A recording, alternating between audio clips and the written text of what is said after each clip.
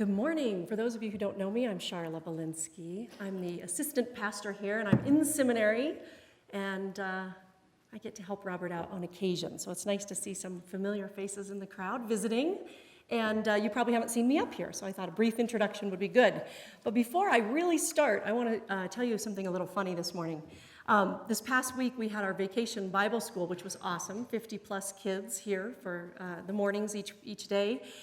And one of our wonderful storytellers, Heidi Burgess, was with a group of first graders, and she was telling the kids how everything comes from God.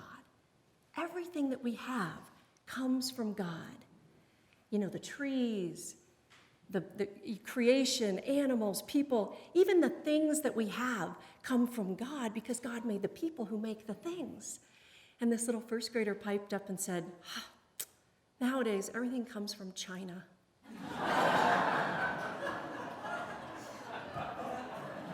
I thought you'd all appreciate that. Is that not adorable? Love that. All right, this is our GPS. It's in your bulletin. It's Grow, Pray, Serve. On one side, you'll see our sermon notes. You're welcome to follow along as I speak. On the other side are some daily reflections for the week ahead, so you can pull that out and keep that handy if you'd like to. I want to start this morning by talking to you and telling you a little story about a boy named Saru. Saru grew up in a remote village in India, very poor, as most remote villages in India are. And one of Saru's older brothers helped the family financially by going to the train station frequently and looking for lost coins that passengers had dropped in the cars of the train. And so on this one particular occasion, the older brother asked Saru, who was only 5 years old at the time, if he wanted to come with him. He'd never been away from the village, and he certainly had never been to the train station. And because he was only 5, Saru didn't even know his last name. He didn't know how to count to 10. He certainly didn't know how to read. Didn't know the name of the village where he was from. But none of that mattered. He set off on this adventure with his brother. And so when they got to the train station about 30 minutes away, they hopped on the train and went 2 hours to the next stop, looking for coins that people had dropped in the various cars. And so when they got to the stop 2 hours away, Saru was tired. It was late afternoon. He was ready for his nap. And his brother said, wait here on this bench and take a nap, and I'll keep looking for coins. But when Saru woke up sometime later, his brother was nowhere to be found. So the train was there, and Saru thought, well, maybe he's on the train. So he jumped on the train, thinking that he would find his brother looking for coins in one of the cars. So he walked up and down the cars, but couldn't find his brother anywhere. And just then, the train began to move. So Saru shouted, brother, brother, where are you? But there was no one. In fact, there were very few people on the train at all. So Saru thought he would wait until the train got to the train station 2 hours back toward home. He waited patiently. It got darker and darker and darker. And when the train finally stopped, Saru looked around outside the windows and he had no idea where he was. He was not at the train station that he had come from, and it was pitch black. So he stayed on the train, and he kept going to the next stop, and the next stop, and the next stop, waiting for familiar surroundings. Finally, it was daylight. Saru stepped off the train, having no idea he had traveled 1,500 miles and was now in the city of Calcutta. 5 years old, totally alone, hungry and scared. And that's the way Saru spent the next 3 weeks, traveling the streets of Calcutta, trying to stay safe, away from people that might harm him, and there were quite a few who tried, until finally somebody took pity on this young boy, took him to his home, fed him, cleaned him up, and took him to a local orphanage. So the orphanage took Saru in, and he finally, for the first time in 3 weeks, had food and shelter. They tried a little bit to find his family, but to make matters worse, Saru couldn't even speak the same language. He spoke Hindi, which they couldn't speak there. So he tried to explain to them what had happened, but nobody really understood. They tried to find his family, but had no idea where to look. Finally, they decided that he was fit to be adopted. And so they cleaned him up, put him up for adoption, and within a very short period of time, he was on his way on a plane with his new family to Australia. Now, by all accounts, Saru says he had a great life. He grew up with a great, loving family, in a beautiful home, in a beautiful country. But Saru had this deep longing. He knew he belonged someplace else. He knew he belonged in another place with another family. And he didn't know how to get there, but he knew it to his core. It's remarkable what we will do when we know that we have that kind of longing. We can spend our whole lives searching when we have that kind of longing for something to make us whole. This morning's reading, we heard about that kind of longing from the crowd of people who were there with Jesus. You heard this morning kind of a funny exchange between Jesus and the crowd of people. But before we can understand it, we have to go back just a little bit to the passages right before this, where Jesus fed a crowd of 5,000.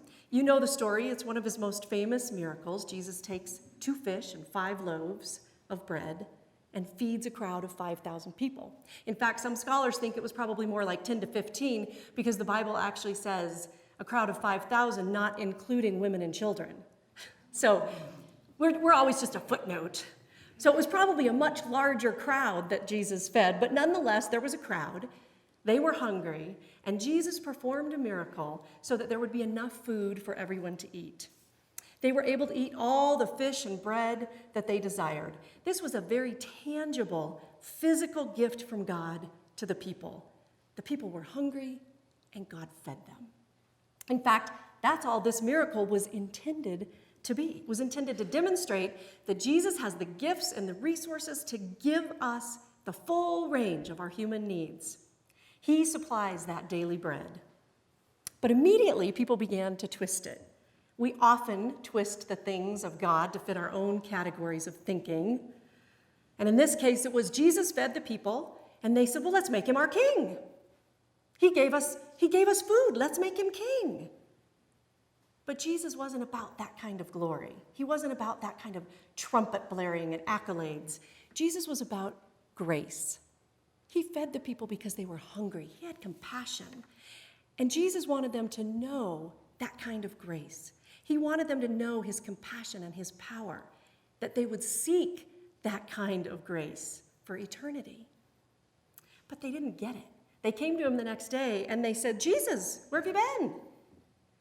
And almost immediately, Jesus seems irritated. He says to them, you come to me because your stomachs are empty, not because you saw a sign. See, the crowd came back simply for more food. And Jesus tried to explain to them that unlike most food that's going to just rot away, his bread is eternal. So then they said to him, well, what do we need to do? What work do we need to do in order to get this bread? And Jesus says, you're missing it. There's no work you have to do. I gave you all that you needed. I gave you everything. You had to do nothing. You don't have to do a thing. And so then the crowd says, okay, all right, well then give us a sign. When I read that, I think, really? I mean, he did just feed you 5,000 people out of 2 fish and 5 loaves of bread, but okay, give us a sign, they said. They said, Moses gave us manna in the desert. What are you going to do? And Jesus said, Moses didn't give you manna in the desert. God gave you manna. And by the way, I'm God. And then I think the people actually thought that Jesus had some sort of secret fountain of youth, because then they said, oh, well then, sir, give us this bread always. But they were still looking for the bread that would feed them physically. They didn't realize that the bread was right in front of them. And so finally Jesus says to them, I am the bread of life. He said, he who comes to me will never go hungry. He who believes in me will not be thirsty. Yes, Jesus can fill us physically. He proved it by feeding the crowd. But his desire is to feed us spiritually and for eternity. But Jesus is a confusing and paradoxical man. People just seem to have great difficulty fitting Jesus into their vision of what a leader or a Messiah should look like. After he fed the crowds, by the way, he also walked on water. And still they said, give us a sign. Give us a sign like Moses did, because they could understand Moses. For thousands of years, they had been hearing the stories of Moses and the people in the desert, and that God had given the people in the desert food every day, manna every day to survive. So they relied on God for their food, for their daily existence. So of course, when they saw Jesus standing in front of them saying he was the Messiah, they thought, then he's going to feed us every day. This is what we can relate to. But he didn't look like Moses. He didn't look like what they thought he should be. And in fact, even though Jesus was a Jew and a rabbi, we all know that he was often at odds with the religious community. So that didn't seem to fit their idea of a religious leader either.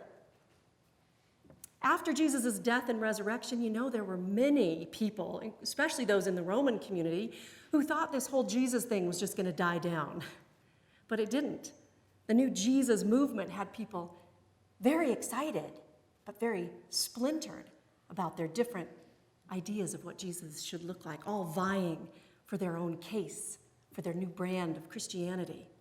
He was God in the flesh, some people said. He was the Messiah, others said. He was just a prophet, said some others. He was a wise teacher, but he wasn't a God, and he certainly wasn't the one true God, said others. He never existed at all, said some others. In fact, much of the New Testament is spent trying to address these kinds of issues so that we would have one cohesive Jesus movement. So isn't it interesting that today we still find ourselves trying to fit Jesus into our way of thinking? We look around in the 21st century, it doesn't take long to realize that everybody thinks Jesus looks a certain way. In fact, people have such a hard time fitting Jesus into anything that isn't their own personal box. I know people who think you can't be a Christian and be a Democrat. It's true. People who say you can't be a Christian and be in favor of gay rights. People who say you can't be a Christian and not be in favor of gay rights. People who say you can't be a Christian and believe in evolution. People who say you can't be a Christian and be a feminist. People who say you can't be a Christian and do yoga. And you sure can't be a Christian and read your horoscope on a Sunday morning. People who say you can't be a Christian and be anti-military. People who say you can't be a Christian and be pro-military. People are so convinced that their way of thinking is the right way that we try to fit Jesus into this box. But he can't be put in a box, not mine, not yours. But maybe the reason for our individual boxes is precisely because Jesus wants to meet us where we are, on the right, on the left, in pain, in joy, healed, unhealed, religious, unreligious. Our boxes might just be an outward sign of that inward longing that we have. God knows we're hungry for both the physical and the spiritual needs to be met. Think about this. Aside from the resurrection, the story of the feeding of the 5,000 people is the only miracle story to appear in all four Gospels: Matthew, Mark, Luke, and John. It's that important. But why? Why is that so important? Maybe it's because God wants us to know that as his beloved children, we have every reason to believe and to expect that God will not only meet our needs, but will want to meet our needs. God took something so insignificant, the fish and the loaves, and turned it into something greater than anybody could imagine. God knows that we hunger and thirst for something greater. This life is a quest for a spiritual connection, for that divine connection to God. Most of us don't even realize how hungry we are. In the Old Testament, there's a verse in Ecclesiastes that it says, God has placed the desire for eternity in our hearts. Our dilemma, I think, is that we have a desire we cannot fill. The people came back to Jesus after he had fed them because they were hungry again. But Jesus says, come to me and let me fill those empty places in your soul. We are starving for that divine connection. Ronald Rolheiser wrote a book called The Holy Longing. And in it, he says that desire for eternity, the desire to connect with God, is an unquenchable fire that lies at the center of each of our lives, in the marrow of our bones, and in the deep recesses of our soul. St. Augustine said it this way: "You have made us for yourself, Lord, and our hearts are restless until they rest in you." Like Saru, who knew to the marrow of his bones that he belonged someplace else, he was connected to something else, planted within us is a longing for more. And God will do whatever it takes to draw us to him, to that connection. In Saru's case, God gave him Google Earth. Google Earth, for those of you who don't know, is a fabulous invention. Check it out at home online. As soon as Saru learned of this wondrous new app, he went on with just an inkling of an idea, and he typed in the only word he remembered, which was the name of the train station that he had originally launched from with his brother. He didn't even know how to spell it. But Google Earth and the technical helpers at Google Earth helped him find that train station. And through a series of events, Facebook pages, email messages back and forth to the Google Earth technical help people, he found himself on a plane headed back to India when he was 29 years old. And he did something that I find remarkable. He had only ever been to that train station one time, remember? So he got off the train, and he knew he had a 30-minute to 45-minute walk to the village that I don't even know how to name. He lived in a mud hut. Saru got off the train, planted his feet on the ground, closed his eyes, and said, "Find your way home. Take me home." And he did. He walked right to the home, 45 minutes away, through the fields, through the trees, through very familiar yet unfamiliar surroundings. And in front of him was a row of mud huts. And he walked to one where there was a man outside, told the man who he was, and the man went in and got 3 women who came out to the stoop. And the 3 women stood before him.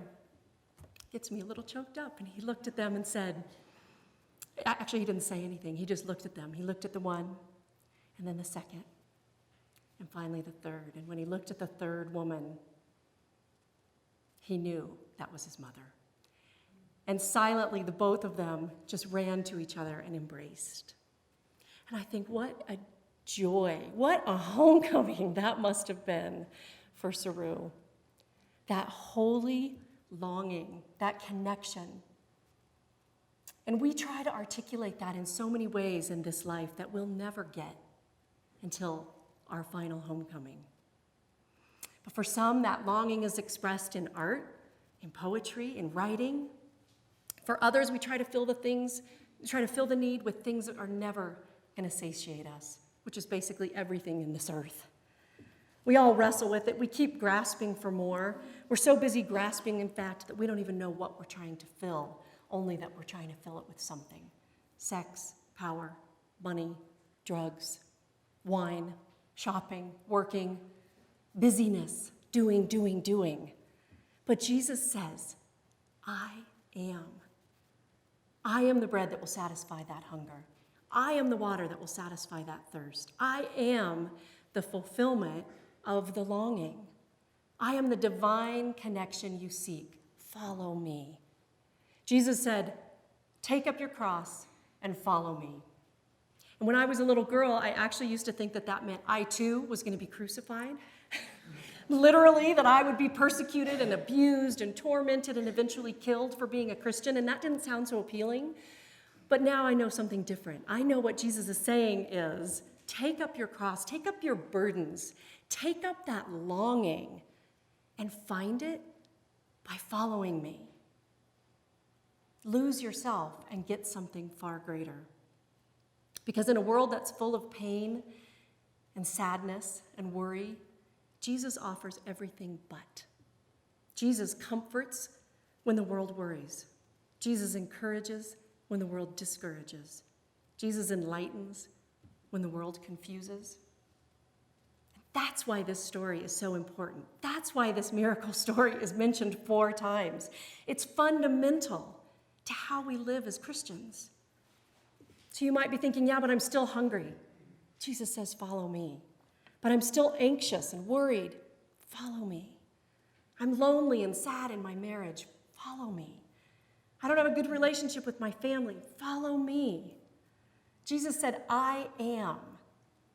And because Jesus is, we don't have to be.